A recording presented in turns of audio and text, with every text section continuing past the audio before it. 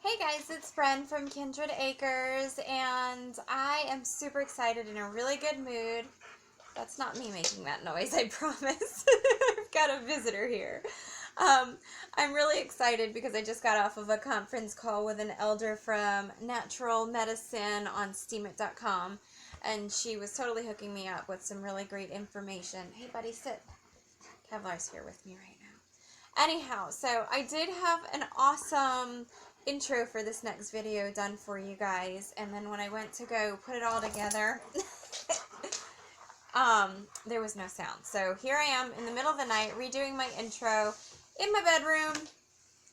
The bed's made, so I'm happy.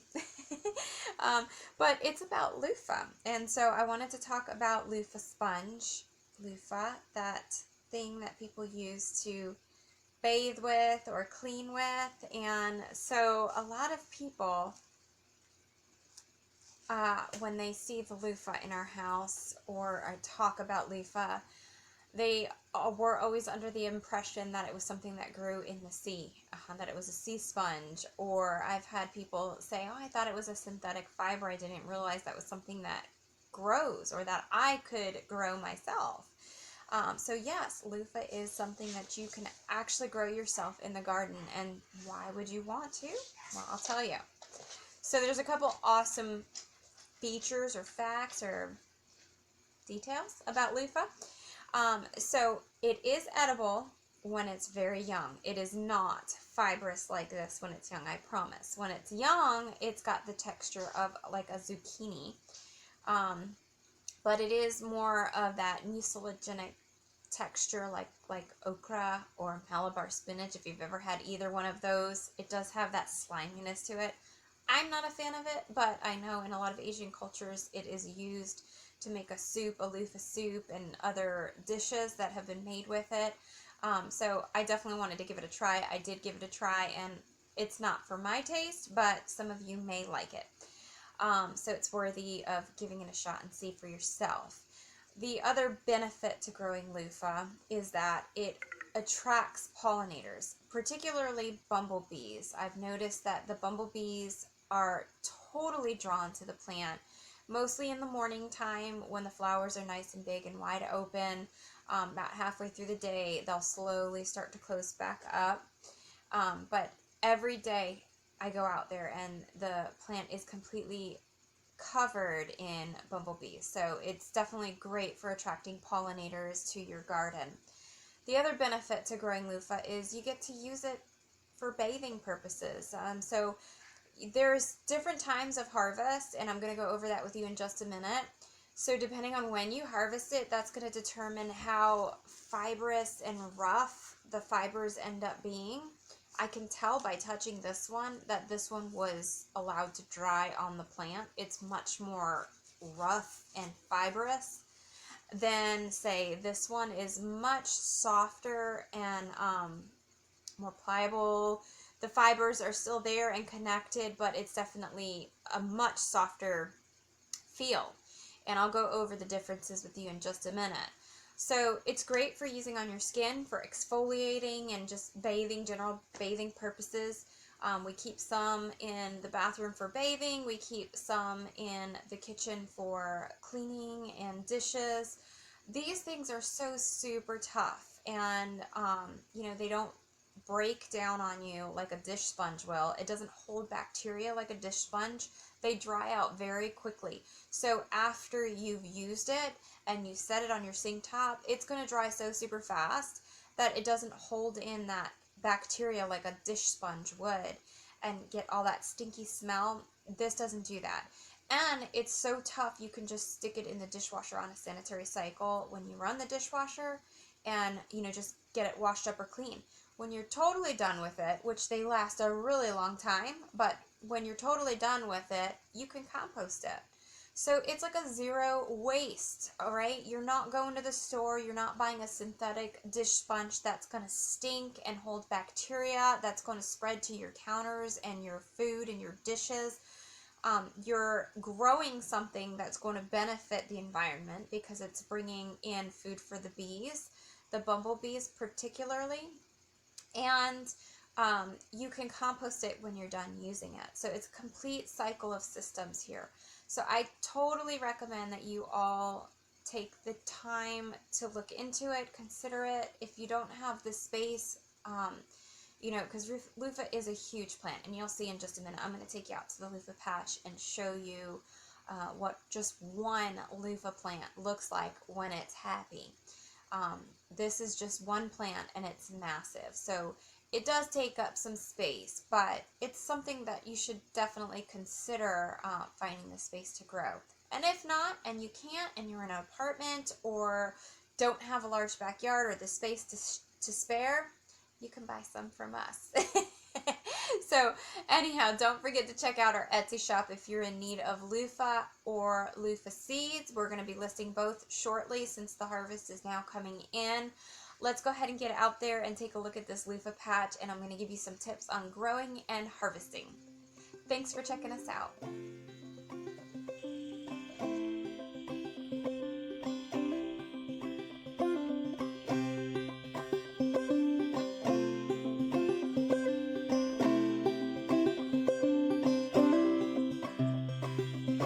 I am resilient, I trust the movement, I negate the chaos, uplift the negative.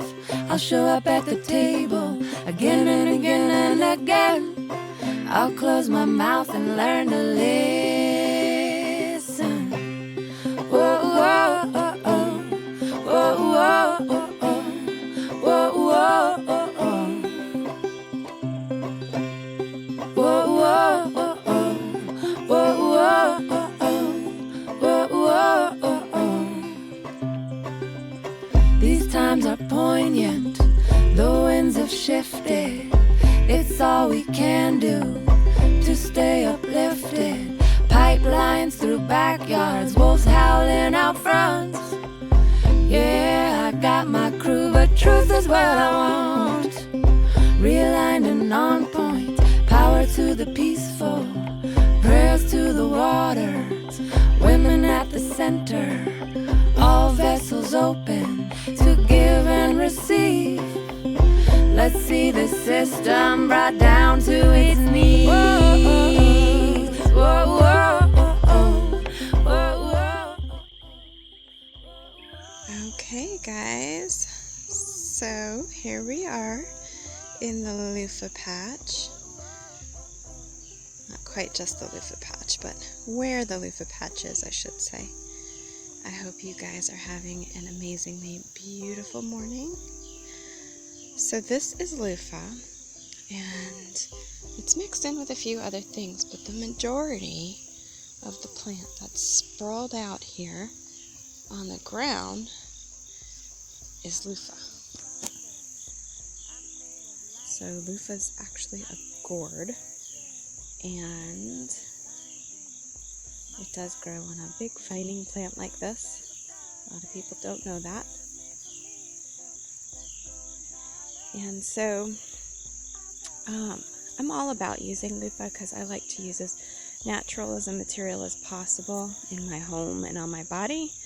And so I don't want to be wasteful and buy synthetic products or fibers and then no less use them on my body and when I have an alternative, especially something that I can grow for free. So this is loofah, and it does get very big. Now I'll tell you, when I first started growing loofah, before I learned the ins and outs of growing loofah, I didn't do so great. It grew very slowly. It took a really long time to take off. Then it finally took off. And by the time I got any usable loofah out of it, it got too cold and the plant died back. And, you know, I didn't get a great harvest and no less good loofah out of it. So then the following year, I did it in my Texas tiny house. And I had the loofah growing in our leach field where our gray water system ran off to. We had our shower and our bathroom sink that would run out to the garden. And so the loofah grew out in that patch, and it loved the water. It absolutely loved all the water and the full-on sun. And that year, the patch got about this big from one plant, maybe even a little bit bigger. And I had many, many loofah. So now that we're here at Kindred Acres in our North Carolina homestead, I made sure to put it in a spot that's low, this part of the yard. So the yard kind of dips from that direction down this way. And so when it rains, everything kind of comes this way and settles. And then on top of it, we have a good about 8-inch layer of wood chips that's mixed with leaves and pine needles and all the goodies on top of this whole area. So it holds the moisture evenly and almost constant. Now I also want to zoom in here quietly and take a look at all the bumblebees.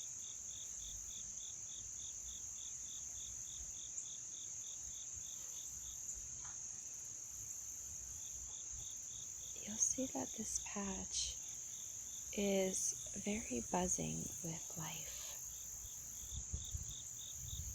The bumblebees absolutely love the Loofah patch. So if you want to draw in bumblebees, and this patch is pretty old now, and so it's actually not that loaded with flowers right now.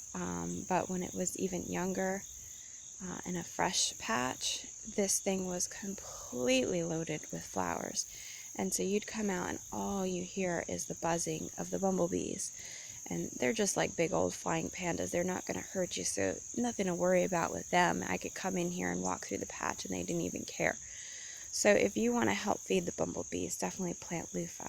Now, so when do you harvest the loofah? So this is what it looks like.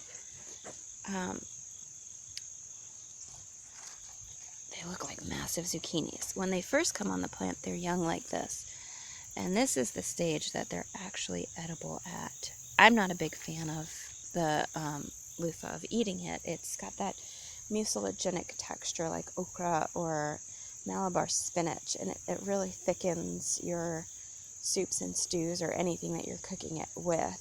But I know in a lot of Asian cuisines there's some recipes for loofah soup, and loofah's used in quite a few dishes. So it's worth it to give it a try and see for yourself. Maybe you'll like it. So if you do want to pick them, you want to pick them young like that. They don't have their fibers like that yet. When you get them like that, it's more of the texture of a zucchini, except slimy. So as far as harvesting goes, now, obviously you're not going to harvest a loofah that's bright green. This is hard still, and it's very heavy. When you pick it up, it's still full of water. This one's starting to turn, so this one's not quite there yet. It's yellowing and brown going on, but not quite fully there. Now that one's all yellow. This one is light, and it has some give.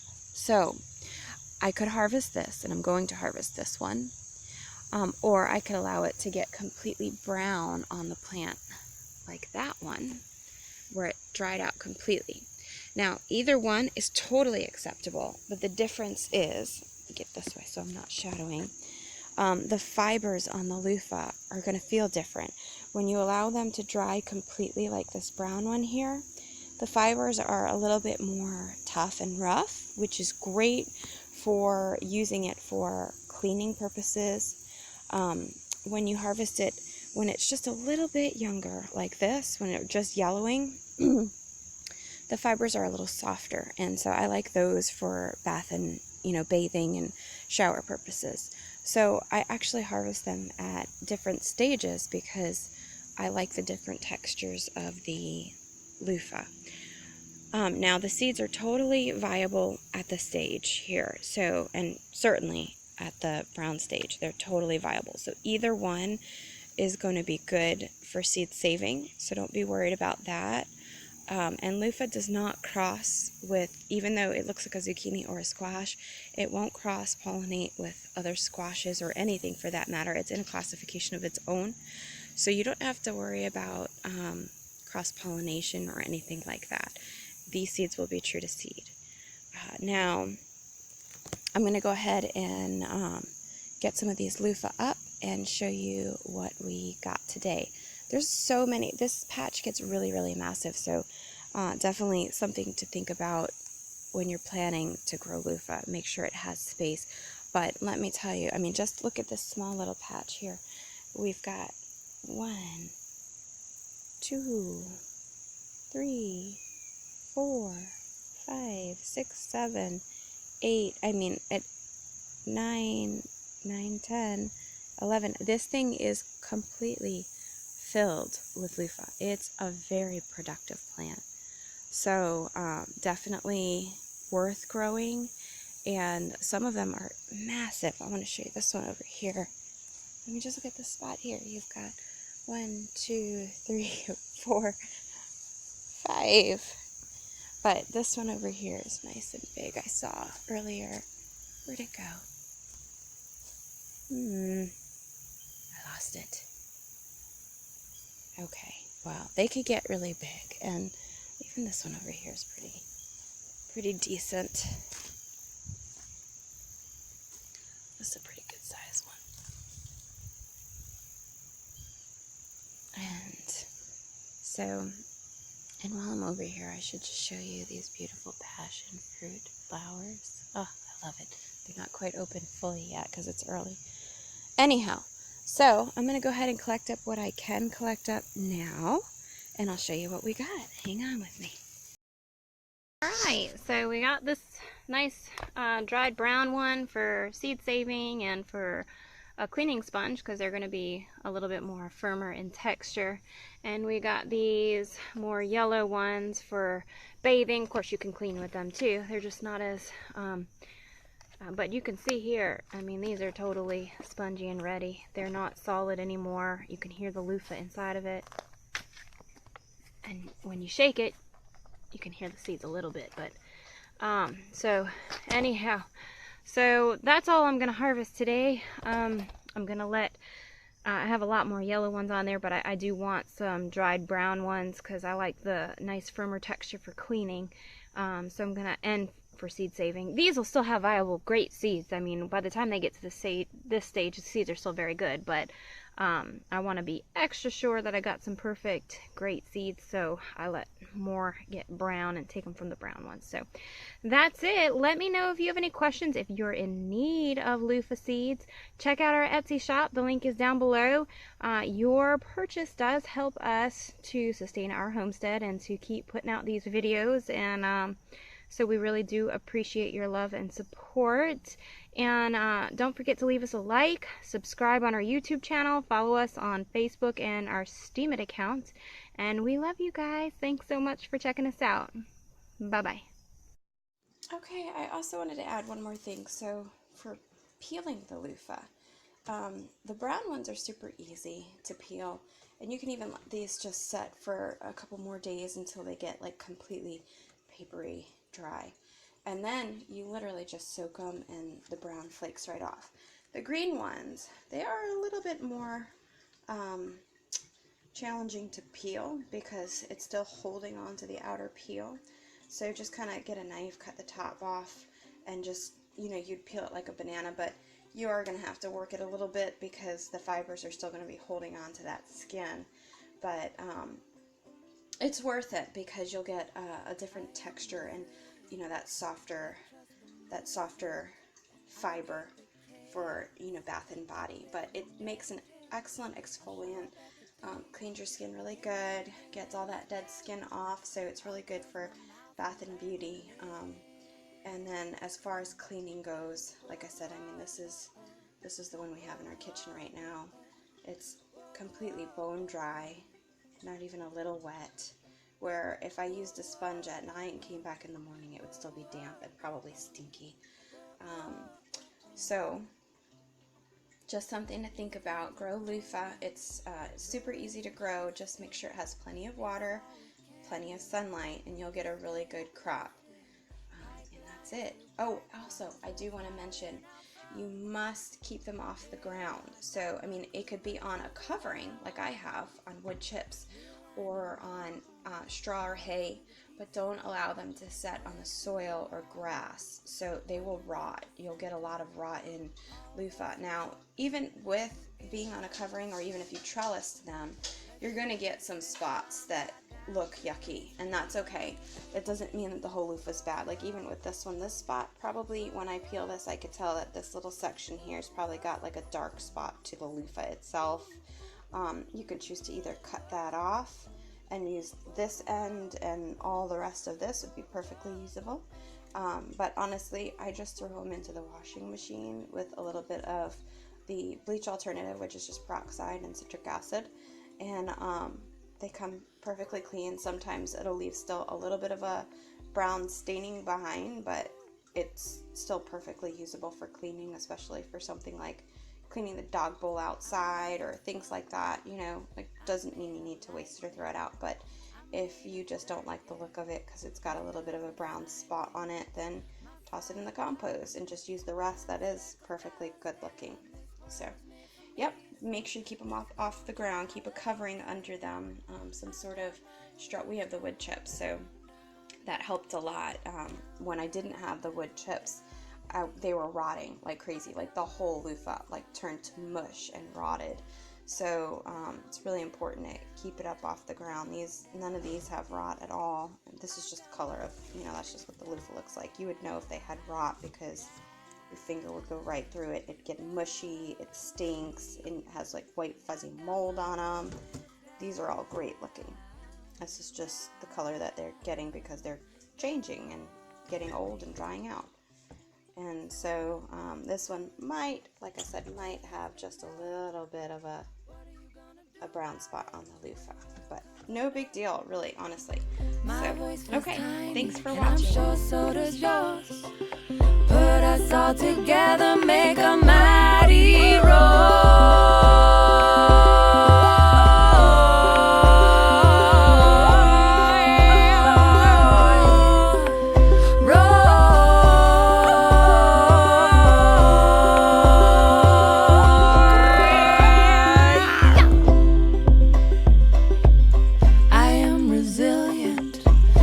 trust the movement, I negate the chaos, uplift the negative.